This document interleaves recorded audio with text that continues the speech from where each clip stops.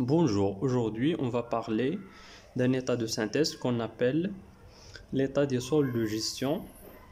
Il s'agit d'un état de synthèse qui est obligatoire pour les personnes assujetties à la loi 0988 qui porte sur les obligations comptables des commerçants et qui réalise un chiffre d'affaires qui est supérieur à 10 millions de dirhams, alors que cet état de synthèse il est facultatif pour les personnes réalisant un chiffre d'affaires égal ou inférieur à 10 millions de dirhams.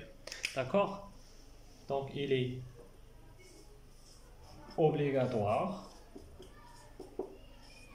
pour les personnes réalisant un chiffre d'affaires supérieur strictement à 10 millions de dirhams, alors qu'il est facultatif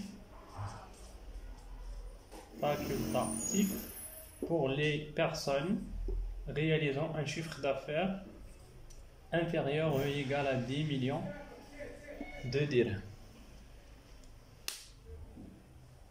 L'état des soldes de gestion, comme le compte de produits et de charges, comme le CPC, permet de déterminer le résultat dégagé par l'entreprise au cours d'un exercice comptable donné. Mais la différence, c'est que l'état des soldes de gestion ne suit pas la même logique de répartition des produits et de charges comme celle suivie par le compte de produits et de charges. C'est-à-dire que pour le CPC, la répartition, c'est une répartition par nature. Donc pour le CPC, la répartition des charges et des produits s'effectue par nature. Alors que pour l'état des soldes de gestion, la répartition est effectuée par destination. C'est-à-dire, il y a en quelque sorte une confrontation entre le produit et la charge qu'il a créée. D'accord? Ça, c'est la première différence. Dans le CPC, il y a une répartition par nature, c'est-à-dire il y a la nature 3 niveaux, on distingue 3 niveaux. On a le premier niveau, c'est l'exploitation, tout ce qui a une relation directe avec l'activité principale de l'entreprise. Le deuxième niveau, le financier, tout ce qui est financier. Et on a dernièrement le niveau non courant, tout ce qui est exceptionnel pour l'entreprise par rapport à l'activité principale de l'entreprise. Pour l'état des soldes de gestion, la répartition n'est pas la même. Il y a une répartition par destination, c'est-à-dire il y a une confrontation des produits et entre les produits et les charges. Cette répartition permet de dégager plusieurs indicateurs qui sont très importants pour l'analyse financière et économique. Le premier indicateur dégagé par l'état des soldes de gestion, c'est ce qu'on appelle la marge brute ou bien la marge commerciale. Comme son nom l'indique, c'est un indicateur qui est calculé uniquement pour les entreprises commerciales, pour les entreprises de négoce. Le deuxième, donc, c'est quoi le calcul? Le calcul de la marge brute, c'est tout simplement pour une entreprise commerciale, qu'est-ce qu'il fait? Il achète une marchandise, un produit final, et il le revend. Et il le revend sans aucune transformation. Donc il y a en quelque sorte une comparaison entre d'une part l'achat de marchandises et d'autre part la vente réalisée par l'entreprise sur les mêmes marchandises. Donc la marge brute c'est égal La marge brute égale quoi? La vente. Vente, marchandise, moins l'achat revendu, l'achat revendu de marchandises. Donc ça, c'est ce qu'on appelle la marge brute ou bien la marge commerciale. C'est la différence entre les ventes réalisées par l'entreprise qui portent sur les marchandises achetées, moins les marchandises achetées par l'entreprise. Ça, c'est le premier indicateur qui est exclusivement calculé pour les sociétés de négoce. Pour les sociétés maintenant, les sociétés industrielles, on a ce qu'on appelle d'abord la production de l'exercice. Parce que je vous rappelle que l'état des soldes de gestion, comme le CPC, c'est un compte qui est annuel. C'est-à-dire, il prend uniquement en considération les opérations effectuées au cours de l'exercice. Donc ça, c'est très important. C'est-à-dire qu'au début, on commence avec un état des soldes de gestion qui est nul. On commence avec 0 dans le CPC et dans l'état des soldes de gestion. D'accord? Donc le deuxième indicateur, c'est ce qu'on appelle la production de l'exercice. La production de l'exercice, c'est quoi? On distingue trois composantes.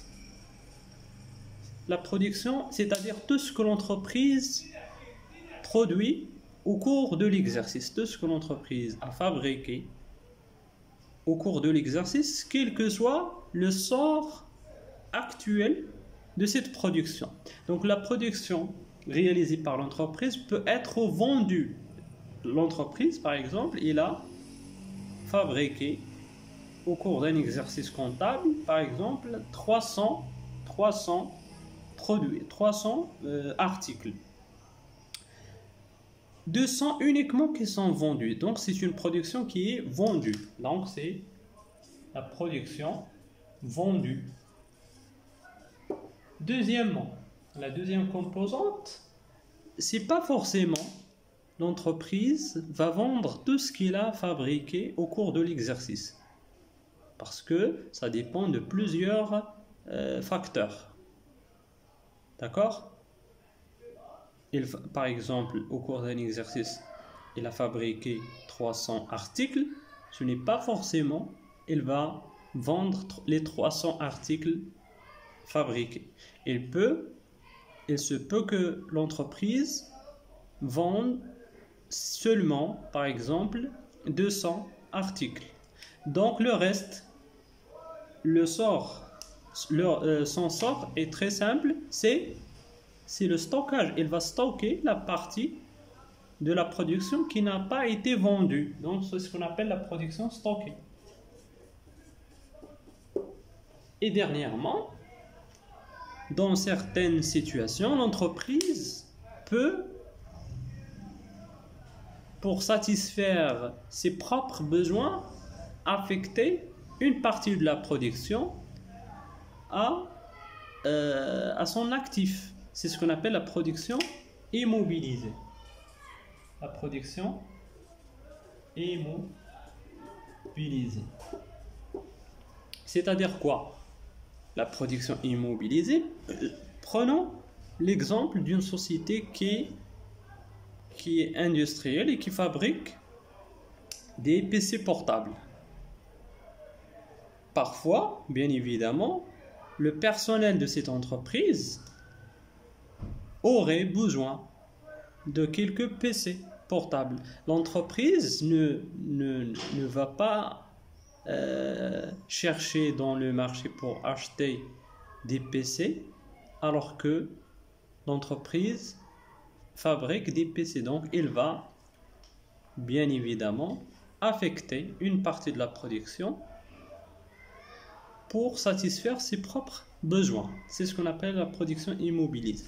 Donc ici, les termes que j'ai utilisés, ce sont des termes pour comprendre. On a la production vendue, la production stockée, la production immobilisée.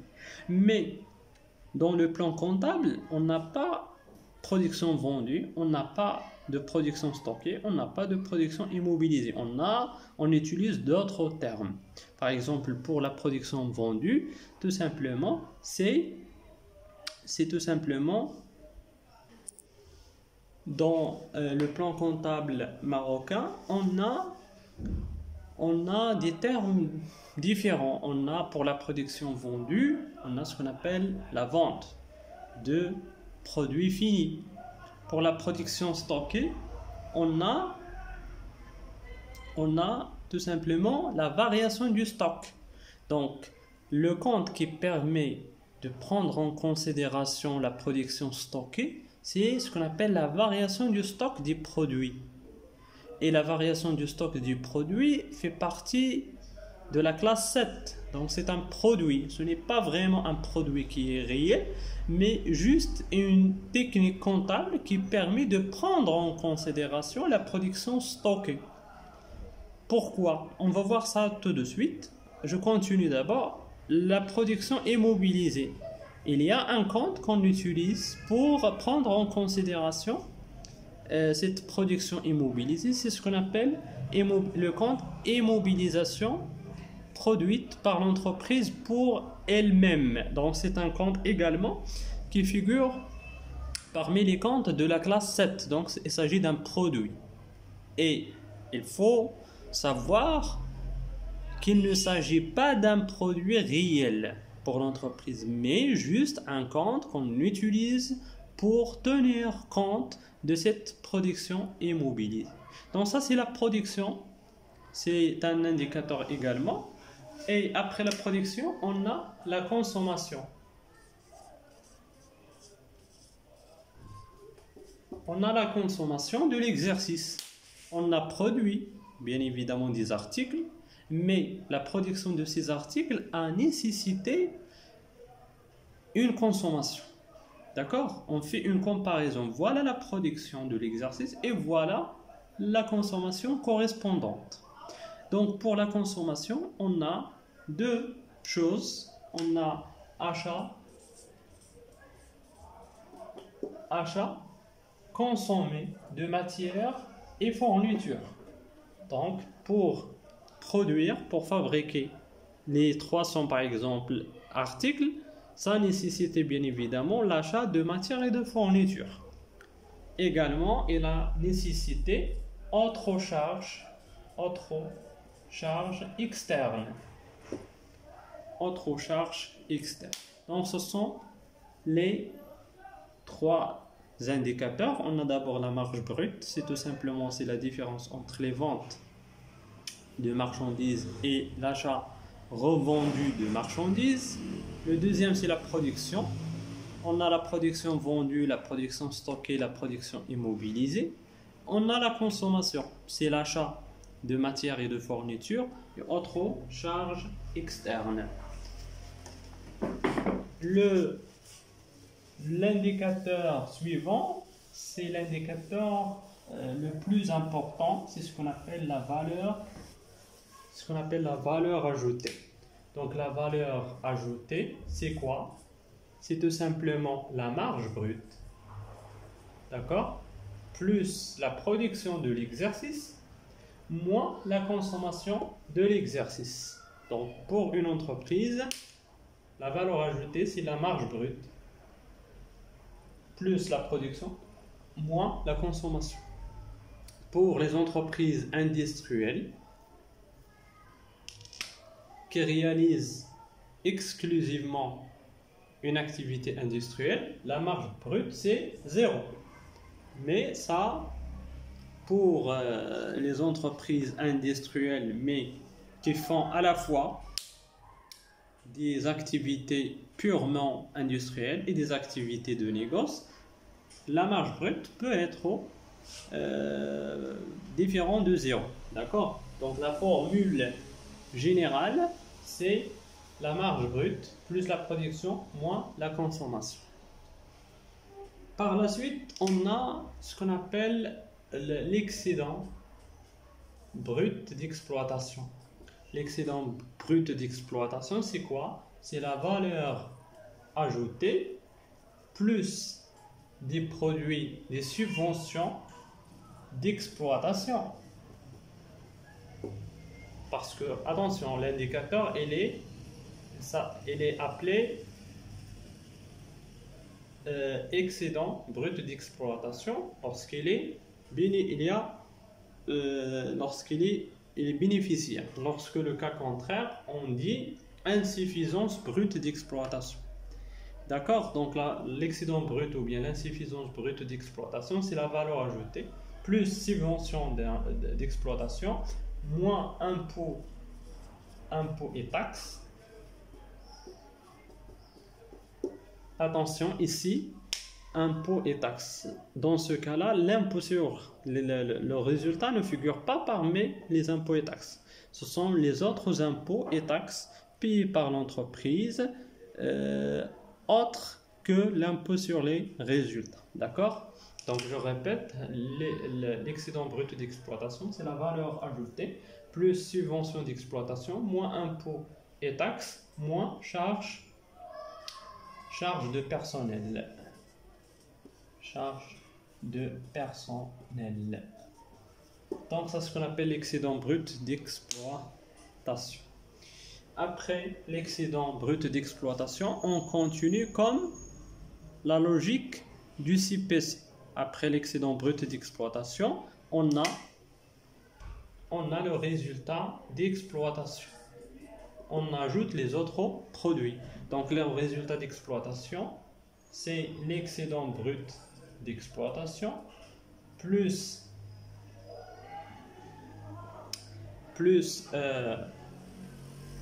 les autres produits d'exploitation plus reprise d'exploitation et transfert de charges moins les dotations d'exploitation moins autres charges d'exploitation. J'écris mal, mais j'essaie de le dire oralement. Le résultat d'exploitation, c'est l'excédent brut d'exploitation plus autres produits d'exploitation, plus les reprises d'exploitation et transferts de charges, moins les dotations d'exploitation, moins les autres produits, les autres charges d'exploitation. Et on continue le résultat financier, le résultat non courant,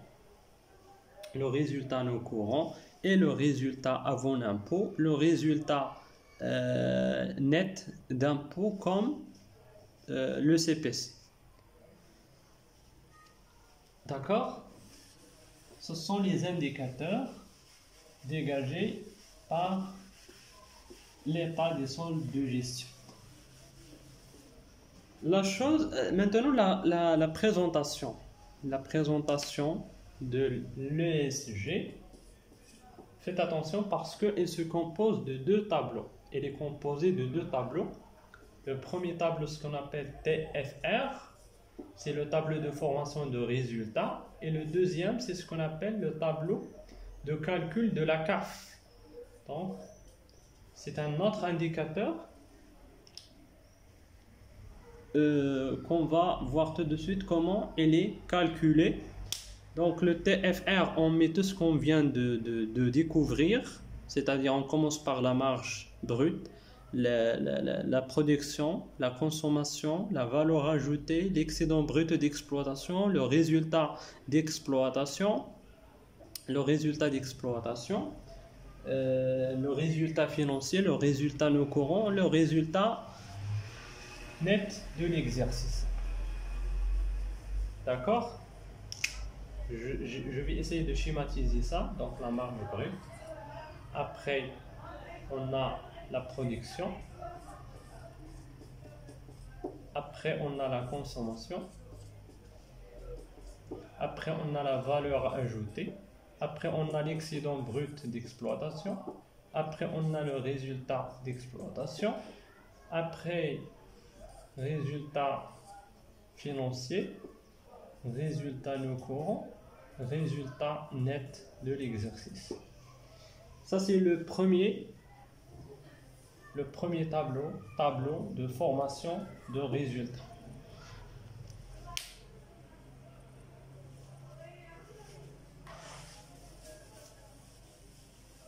Le deuxième tableau, ce qu'on appelle le tableau de calcul de la CAF, la capacité d'autofinancement. Je vais faire une autre vidéo pour en parler.